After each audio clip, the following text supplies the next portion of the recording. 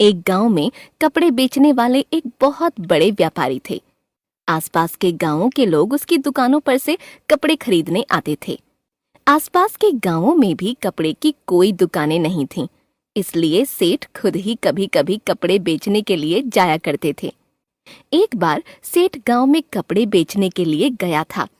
वहां से लौटते समय एक पेड़ के नीचे वह आराम करने बैठ गया और थोड़ी ही देर में उसे नींद आ गई। जब वह नींद से जागा तो उसने अपने आसपास तोतों का समूह देखा। हरे रंग, लाल चोंच और गले पर काली पट्टी वाले तोतों को देखकर सेठ ने सोचा, कितने सुंदर हैं ये तोते। एक दो तोतों को साथ ले जाऊं तो परिवार के लोग बहुत खुश होंगे। ये सोचकर सेठ ने अपना गमछा तोतों के झुंड पर फेंका और एक तोते को पकड़ लिया। इस तोते को सेठ अपने घर ले आया। सेठ ने घर पहुंचकर तोते के लिए सोने का पिंजरा बनवाया, पानी पीने के लिए कटोरी और खाने के लिए एक छोटी सी प्लेट भी रखवाई। तोता सोने के पिंजरे में रहने लगा। उसे अमरूद, मिर्च आदि मनपसंद वस्तुएं खाने को दी जाने लगीं। घर के बच्चे तथा सेठ तोते से बातें भी करते। तोता थोड़ा थोड़ा बोलना भी सीख गया। तोते के साथ बातें करने में सबको बहुत आनंद आने लगा। कुछ दिनों बाद सेठ को गांव में से कपड़ों के ऑर्डर आए और उसने खुद ही जाने का फैसला किया। जाते वक्त उसने अपने तोते से कहा, तोते राम, मैं गांव जा रहा हूँ। लौटते समय मैं तेरे माता पिता व सगे संबंधियों से मिलूंगा। तुझे उनके लिए कोई संदेश भेजना हो तो बता। तोते ने कहा, सेठ जी, उन सब से कहना तोता भूखा नहीं है, तोता प्यासा भी नहीं है, तोता सोने के पिंजरे के अंदर आनंद से रह रहा है। सेठ अपने कपड़े बेचकर लौटते समय उसी पेड़ के नीचे आराम करने के लिए रुका। तभी तोतों का एक समूह उस पर टूट पड़ा। वे उसे चोंच मारने लगे।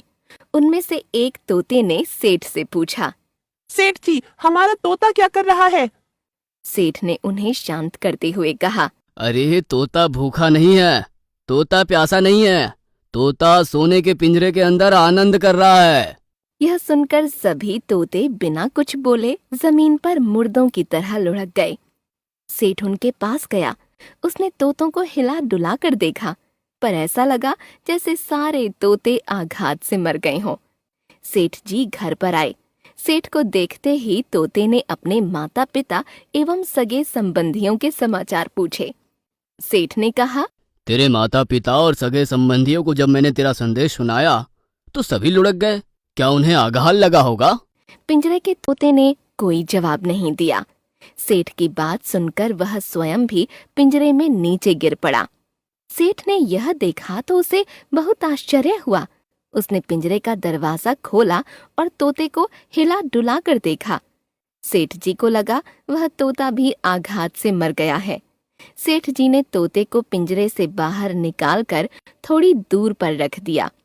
मौका देखकर तोता पंख फड़फड़ाता हुआ उड़ गया।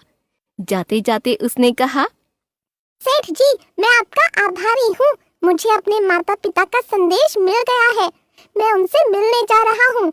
आपका पिंजरा सोने का था, लेकिन वह पिंजरा था, मेरे लिए वह जेल थी। तोता उड़ता हुआ जंगल में अपने माता पिता और सगे संबंधियों के पास पहुंच गया। उसे लौटकर आया हुआ देख सब खुश हो गए। अब मुक्त वातावरण में तोता सबके साथ आनंद से रहने लगा।